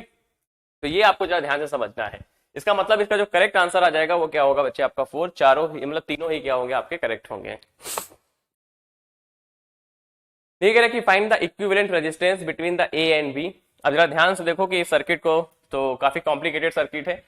यहाँ पे हम कुछ कंसीडर कर लेते हैं पॉइंट, मान लेते हैं ये सी है, ये पॉइंट क्या है बच्चे आपका डी है। तो जरा आप ध्यान से देखो यहाँ पे कि ये यहाँ का जो पोटेंशियल है बच्चे, इनके बीच का जो पोटेंशियल है वो क्या है बच्चे आपका, सेम है। तो जब पोटेंशियल सेम है तो इसका मतलब क्या होगा कि इसमें कोई करंट ही बच्चे नहीं फ्लो होगी, क्योंकि पोटेंशियल डिफरेंस ही नहीं है यहाँ पे। तो इसका मतलब ये पूरा आपका क्या हो जाएगा, इनएक्टिव हो जाएगा। तो जो आपका नेट रेजिस्टेंस बचेगा वो क्या बचेगा, सिर्फ यही नेट रेजिस्टेंस आएगा ए और बी के बीच में, और ये क्या होगा बच्चे आपका आर। इसका जो रेजिस्टेंस दे रखा है वो कितना है, आर। तो आपका जो करेक्ट आंसर आ जाएगा वो क्या होगा बच्चे आपका, आर होगा। ठीक है, सिंपल सी बात है। क्यों पोटेंशियल क्यों सेम है, देखो एक सिंपल सी बात याद रखो कि जब सर्किट में कोई भी एलिमेंट ना जुड़ा हो तो एक सिंपल सी बात ये होती है कि आपका जो रेजिस्टेंस होगा वो हमेशा, सॉरी पोटेंशियल जो होगा वो क्या रहेगा आपका, ईच पार्ट पे सेम रहेगा। यहाँ का पोटेंशियल भी सेम होगा, यहाँ का मान लेते हैं यहाँ का पोटेंशियल V है तो यहाँ का पोटेंशियल V होगा, ये भी V होगा, और यहाँ पे भी क्या आएगा, V आएगा, क्योंकि इस पूरे वायर में कहीं भी कोई भी आपका एलिमेंट, रजिस्टर, इंडक्टर या कैपेसिटर कुछ भी नहीं जुड़ा हुआ है। ठीक है, तो इसका जो करेक्ट आंसर आ जाएगा वो आ जाएगा बच्चा आपका तीसरा। देखते कह रहे हैं कि विच of the following graphs correctly represent the variation of the particle momentum with the associated de Broglie wavelength. जानते हो आप डी ब्रोगली वेवलेंथ क्या होता है, दैट इज h/p। तो जाहिर सी बात है h आपका प्लैंक कांस्टेंट है, तो सीधे आपको ये वेरिएशन दे रहा है p के साथ। तो ये जो ग्राफ बनता है बच्चे आपका इनवर्सली प्रोपोर्शनल में हमेशा क्या बनेगा, रेक्टेंगुलर हाइपरबोला बनेगा। तो जब रेक्टेंगुलर हाइपरबोला के लिए देखोगे तो आपका चौथा ऑप्शन ही क्या हो जाएगा बच्चे, यहाँ पे करेक्ट हो जाएगा। देखते हैं डेंसिटी ऑफ द न्यूक्लियस। तो डेंसिटी ऑफ द न्यूक्लियस बच्चे कुछ 2.2 समथिंग करके आता है। अगर हम लोग डेंसिटी ऑफ न्यूक्लियस की बात करें so that is nothing but ये आता है आपका 2.2 समथिंग इंटू 10 टू पावर कितना होता है आपका 17 किलोग्राम पर क्यूबिक मीटर, ये रहता है। इसका मतलब इसका जो लगभग 10 की घात कितना होगा, 17 आता है यहाँ पे। तो 10 टू पावर 17 आ जाएगा। आप अगर चाहो तो इसको कैलकुलेट भी कर सकते हो बेसिकली। तो चलिए इसका जो करेक्ट आंसर होगा वो क्या देगा आपको, फर्स्ट। देखिए क्वेश्चन नंबर 40 कह रहा है कि ना circuit containing N inductance of the zero resistance, आपसे पूछा है the current leads the applied AC voltage by a phase angle of. पूछ रहा है कि the current leads the applied AC voltage. अच्छा देखो कह रहा है कि इंडक्टेंस दे रखा है आपको, that is for the zero resistance, और इसका मतलब प्योर क्या है आपका, इंडक्टर सर्किट है। तो जब प्योर इंडक्टर सर्किट हो तो बच्चे आप जानते हो, अच्छा एंगल अगर हमको निकालना हो कि कौन इनके बीच का एंगल क्या होगा तो कैसे निकालते हैं हम लोग, that is tan phi equals to, ये क्या होता है आपका एक्साई L माइनस क्या होगा, एक्साई C अपॉन क्या आ जाएगा आपका R। चूंकि प्योर इंडक्टर सर्किट है तो यहाँ पे ये भी जीरो हो जाएगा और ये भी क्या होगा आपका जीरो। तो यहाँ से क्या देगा आपको, समथिंग अपॉन जीरो क्या देगा आपको, इन्फानाइट। तो जो फाई का वैल्यू आएगा वो कितना आ जाएगा बच्चे आपका 90 डिग्री। तो अच्छा आप ये भी जानते हो कि अगर हम पर्टिकुलर बात करें कि प्योर इंडक्टर सर्किट में क्या होता है कि आपका वोल्टेज करंट तो क्या करता है, लीड करता है बाय 90 डिग्री। ठीक है, ये इनके बीच का एंगल हो गया, मतलब ये आपका पोटेंशियल और ये क्या है बच्चे आपकी करंट। ठीक है, अब जरा ध्यान से समझिए कि ये करंट को कितना लीड कर रहा है, बेसिक 90 डिग्री से लीड कर रहा है। तो हम लोग लिख सकते हैं आई लैग बाई कितना हो जाएगा बच्चे आपका 90 डिग्री। अब जब ध्यान से पढ़ो क्वेश्चन को, क्वेश्चन क्या कह रहा है आपसे, क्वेश्चन कह रहा है कि the current leads the applied AC voltage by the phase angle of. तो वैसे तो ये लीड तो कर नहीं रहा है लेकिन क्या कर रहा है, लैग कर रहा है। तो अगर हम इसको लिखना चाहते तो बेसिकली हम लोग कैसे लिख सकते हैं कि आई लीड्स द अप्लाइड वोल्टेज, वो कितना हो जाएगा आपका माइनस का 90 डिग्री, क्योंकि ऑब्वियस सी बात है ना कि वो पीछे है, आगे तो जा ही नहीं रहा है, वो लैग मतलब क्या कर रहा है, लैग कर रहा है आपका करंट वोल्टेज से 90 डिग्री कम पे जा रहा है। तो यहाँ पे हम माइनस लिख सकते हैं यहाँ पे कि I lead the applied AC voltage by a phase angle of, और ये फेज एंगल ऑफ कितना हो जाएगा बच्चे आपका माइनस का 90 डिग्री। तो इसका मतलब माइनस का 90 डिग्री बच्चे होगा आपका करेक्ट आंसर, जो कि है बच्चे आपका ऑप्शन नंबर सेकेंड।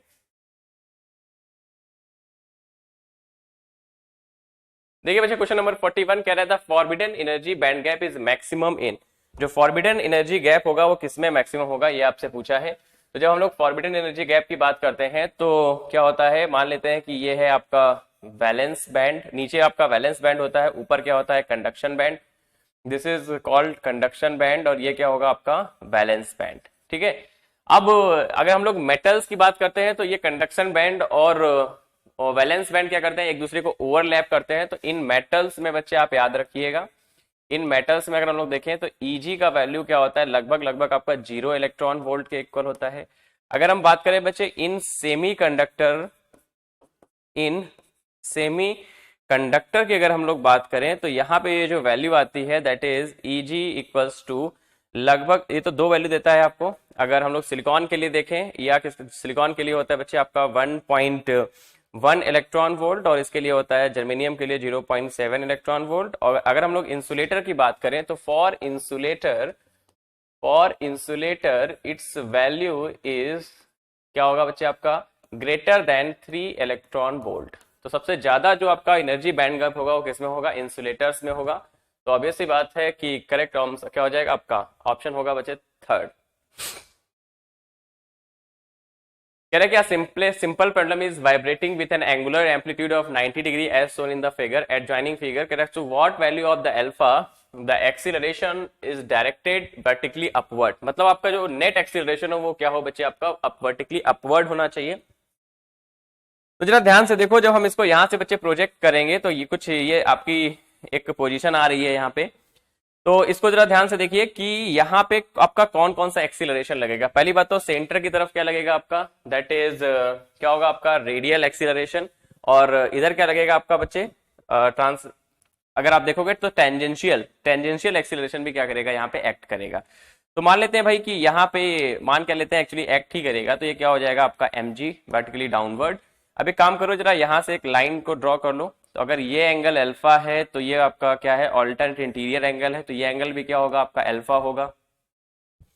अगर ये एंगल बच्चे क्या है आपका अल्फा है तो हम लोग जरा इसको कंपोनेंट में डिवाइड कर लेते हैं। तो एक कंपोनेंट बच्चे आपका कुछ, क्योंकि mg यहाँ पे है तो एक कंपोनेंट आपको ये देगा और दूसरा कंपोनेंट बच्चे कुछ आपको इधर देगा। ठीक है, अब जरा ध्यान से देखिए कि हम लोग ये वाला जरा एंगल है वो कैलकुलेट कर लेते हैं। तो ये एंगल कितना आएगा, अगर ये आपका अल्फा है तो आप बाय ज्योमेट्री इसको निकाल सकते हो कि ये जो एंगल देगा आपको this angle is nothing but ये क्या देगा आपको 90 माइनस अल्फा देगा। ठीक है, तो इसे आप क्या लिखोगे, ये आ जाएगा आपका mg, ये क्या देगा आपको कॉस, ये क्या हो जाएगा आपका 90 माइनस क्या आएगा बच्चे आपका अल्फा, ये कितना आएगा आपका 90 माइनस अल्फा। तो कॉस 90 माइनस अल्फा बराबर क्या बना देगा आपका mg साइन अल्फा बना देगा। ठीक है, तो ये आपका किधर हो जाएगा, इस तरफ एक्सीलरेशन हो जाएगा, क्योंकि mg साइन अल्फा बच्चे क्या है इधर का फोर्स है, तो हम लोग यहाँ से एक्सीलरेशन निकाल सकते हैं कि हमें जो टेंजेंशियल एक्सीलरेशन देगा वो कितना देगा, दैट इज हो जाएगा आपका g साइन अल्फा, इजिली निकाल सकते हैं।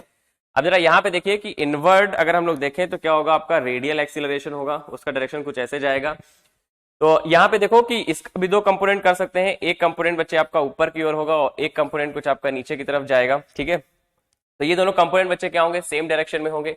अब अगर आप ध्यान से देखो कि अगर हमको ये वाला कंपोनेंट अगर जीरो करना है, अगर हमको ये वाला कंपोनेंट जीरो, क्योंकि बोला क्या है आपसे what value of the alpha is the acceleration directed vertically upward, जो आपका अपवर्ड की तरफ एक्सीलरेशन हो, तो ये वाला अगर क्या हो आपका कंपोनेंट जीरो हो जाए तो वो कब होगा आपका, जब अल्फा का वैल्यू रखो, अगर अल्फा बच्चे क्या हो जाएगा आपका जीरो हो जाएगा तभी आपको ये कंपोनेंट क्या देगा बच्चे आपको जीरो देगा। तो अगर 80 जीरो हो जाएगा तो इसका मतलब क्या हो जाएगा, ये आपका कैसे मोशन करेगा बच्चे वर्टिकली अपवर्ड आपका नेट एक्सीलरेशन होगा। ठीक है, ये बात आपको समझ लिया। तो कब देगा, 60 पे देगा नहीं, 90 पे देगा नहीं, तो करेक्ट आंसर क्या होगा बच्चे आपका जीरो, मतलब आपका फर्स्ट ऑप्शन ही क्या हो जाएगा करेक्ट आंसर। देखते हैं हम लोग अगला क्वेश्चन, कह रहे कि find the integral of b dot dl for the semi circular arc of PQR shown in figure. तो यहाँ पे ये आपको डॉट दे रखा है एक, तो देखिए ये थोड़ा सा मुझे इनकम्प्लीट सा लग रहा है, क्योंकि यहाँ पे अगर हम लोग डॉट को मैग्नेटिक फील्ड कंसीडर कर लें तो ये जो मैग्नेटिक फील्ड क्या होगा आपका आउटवर्ड होगा, और मैग्नेटिक फील्ड और जो ये लेंथ एलिमेंट होगा बच्चे इनके बीच का जो डायरेक्शन होगा वो क्या आ जाएगा आपका बेसिकली ये 90 होगा। तो यहां से अगर आप integral of b dot dl निकालोगे तो integral of b dot dl क्या देगा, ये आ जाएगा इंटीग्रल ऑफ क्या हो जाएगा बी डी एल क्या देगा आपको कॉस थीटा। ऑब्वियस सी बात है डॉट में है तो ये वेक्टर क्वांटिटीज हैं दोनों। तो यहाँ पे cos थीटा बच्चे क्या है आपका 90 है, जो कि ये आपका रेडियली आउटवर्ड है। तो अगर करंट का डायरेक्शन बच्चे ये है तो यहाँ पे क्या हो जाएगा एंगल जीरो, सॉरी एंगल कितना होगा आपका 90। तो इसका मतलब cos 90 क्या दे देगा आपको जीरो दे देगा। तो यहाँ पे जो आपका फाइनल आंसर आ जाएगा वो क्या देगा आपको जीरो दे देगा। मतलब आपका सेमी सर्कुलर के लिए जो integral of B dot D L है वो क्या देगा आपको जीरो दे देगा। लेकिन फिर भी मुझे लग रहा है कि इसमें थोड़ा सा करंट का डायरेक्शन इस क्वेश्चन में दिया होना चाहिए था, जो कि नहीं गिवन है। इसका जो करेक्ट आंसर होगा वो आपका जीरो ही आएगा। ये कह रहे हैं कि two successive node of the closed organ pipe are दे रखा है 250 हर्ट्ज एंड जो क्लोज्ड ऑर्गन पाइप की बात कर रहा है। तो अगर हम लोग क्लोज्ड ऑर्गन पाइप की बात करें तो यहाँ पे कुछ क्लोज्ड ऑर्गन पाइप का शेप कुछ ऐसे होता है। ये हो गया आपका क्लोज्ड ऑर्गन पाइप, मतलब एक नोड यहाँ पे दे दिया आपको और दूसरा यहाँ पे क्या देगा आपको एंटी नोड देगा। यह बात आपको समझनी है। अब कह रहे हैं कि दो successive note of the they रखा है कि क्लोज्ड ऑर्गन पाइप दे रखा है 250 है और कितना है बच्चे 350 हर्ट्ज दे रखा है। तो यहां से जरा अगर हम लोग निकाल लें भाई कि हमारी फंडामेंटल फ्रीक्वेंसी क्या आएगी, अगर हम लोग निकाल लें कि भाई फंडामेंटल फ्रीक्वेंसी क्या देगा, तो कोई भी दो फ्रीक्वेंसी कंसीडर कर लो कि आपके जो दे रखा है। तो यहां से हम लोग क्या निकाल सकते हैं, मान लो ये F1 है और दूसरा क्या दे रखा है बच्चे आपको F2। अच्छा फंडामेंटल फ्रीक्वेंसी जानते हो आप क्या होता है क्लोज्ड ऑर्गन पाइप में, इट इज नथिंग बट ये F0 हम लिख लेते हैं, ये होता है आपका B/4L। कैसे आता है ये, क्योंकि आप जानते हो कि एंटी नोड से नोड के बीच का जो डिस्टेंस होता है वो कितना होता है, दैट इज नथिंग बट λ/4। अगर हम टोटल लेंथ को L कंसीडर कर ले यहाँ पे तो यहाँ से जो लैम्डा की वैल्यू होगी वो कितनी हो जाएगी 4 टाइम्स ऑफ L। ये होगा आपका लैम्डा का वैल्यू। तो यहाँ पे हम लोग रख सकते हैं फ्रीक्वेंसी की जगह तो कितना देगा आपको V/λ। तो V कितना हो जाएगा यहाँ पे 4L। ऑब्वियस सी बात है। अब अगर आपको पता हो तो यहाँ पे जो फ्रीक्वेंसी आपको कैसे मिलती है, पहले आपका फंडामेंटल हो गया, फिर थर्ड, फिर फिफ्थ, फिर सेवेंथ, फिर नाइन्थ, कुछ ऐसे आपको मिलते हैं यहाँ पे फ्रीक्वेंसीज। तो जरा यहाँ से ध्यान से देखो F1 और F2 का वैल्यू दे रखा है कितना है बच्चे, ये 250 और ये कितना है आपका 350 दे रखा है। तो यहां से जब इनका आप डिफरेंस निकालोगे तो डिफरेंस ऑलवेज हमेशा क्या देगा, जरा ध्यान से देखना। अगर हम मान लें कि ये फंडामेंटल फ्रीक्वेंसी है तो हमारा जो F2 मिलेगा वो कितना मिलेगा, ये आता है आपका 3V/4L। ये बात जरा ध्यान समझिएगा। तो इनका जो डिफरेंस है बच्चे क्या है 2 आपका एक्स्ट्रा आ जाएगा। तो जरा इनका डिफरेंस देखो कितना है आपका 100 डिफरेंस है। आप क्या करो 2 से डिवाइड कर दो तो यहाँ पे जो आपकी फंडामेंटल फ्रीक्वेंसी आएगी वो कितनी आ जाएगी बच्चे आपकी 50 हर्ट्ज। ये आपको समझना है एक बेसिक कॉन्सेप्ट, ठीक है। आप देखो कह रहे हैं कि the number of anti nodes in 350 hertz node will be. आपसे पूछा कि नंबर ऑफ एंटी नोड्स क्या होंगे। तो एंटी नोड या नोड निकालने के लिए पहले आपको पता होना चाहिए कि हार्मोनिक्स कितना है आपका, ठीक है। तो पहले जितना भी दे रखा है 350, तो यहां से हम लोग हार्मोनिक्स निकाल लेते हैं। तो नंबर ऑफ हार्मोनिक्स क्या हो जाएगा, नंबर ऑफ हार्मोनिक्स जब आप निकालोगे तो वो क्या देगा, दैट इज नथिंग बट ये कितना हो जाएगा 350 अपॉन क्या आ जाएगा 50। तो जो नंबर ऑफ हार्मोनिक्स दे रहा है बच्चे क्या दे रहा है आपको 7th दे रहा है। मतलब 1 3 फर्स्ट मॉड ऑफ 3 5 7 मतलब फोर्थ मॉड ऑफ वाइब्रेशन होगा। तो फोर्थ मॉड ऑफ वाइब्रेशन होगा तो वहां पे क्या बनेंगे 4 नोड बनेंगे और 4 ही क्या बनेंगे आपके एंटी नोड बनेंगे। देखो मैं आपको सेकंड नोड का दिखाता हूं। यहाँ पे अगर आप सेकंड नोड की बात करो तो सेकंड नोड का कुछ ऐसा सिनेरियो होगा, ये आपका कुछ ऐसे जाएगा। सेकंड नोड के लिए कुछ ऐसा बनेगा। अरे भाई इसी को थोड़ा सा एक्सटेंड कर लेते हैं। ये जो बना हुआ है यहाँ पे इसको अगर हम थोड़ा सा एक्सटेंड करेंगे तो क्या हो जाएगा, यहाँ पे ये कुछ ऐसे इसको ऊपर ले जाते हैं और इसको कुछ ऐसे ले जाते हैं, ठीक है, सेकंड नोड के लिए। तो ये क्या हो जाएगा आपका, देखिए यहाँ पे भी 2 नोड और 2 क्या हो गए एंटी नोड। तो अब जब 7th हार्मोनिक्स बनेगा तो 7th हार्मोनिक्स में क्या होगा आपका, बेसिकली यहाँ पे 4 एंटी नोड, क्योंकि देखिए ये आपको थर्ड देगा, फिर क्या आएगा 5 आएगा, फिर क्या आएगा आपका 7 आएगा। ये 1 3 5 7 के रेशियो में चलता है। तो आपके जो नंबर ऑफ एंटी नोड होंगे वो कितने हो जाएंगे 4। इसका मतलब जो इसका करेक्ट आंसर आ जाएगा वो कितना होगा बच्चे आपका पहला ऑप्शन।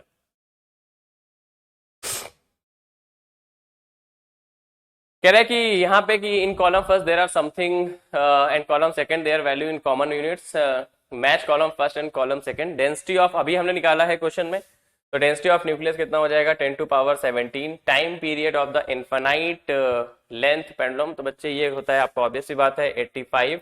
अगर हम स्पीड ऑफ सैटेलाइट निकालेंगे very close to the earth, तो स्पीड ऑफ सैटेलाइट आप निकाल सकते हो very close to the earth, मतलब क्या हो जाएगा v equals to orbital velocity लगा दो, कितना हो जाएगा g r e।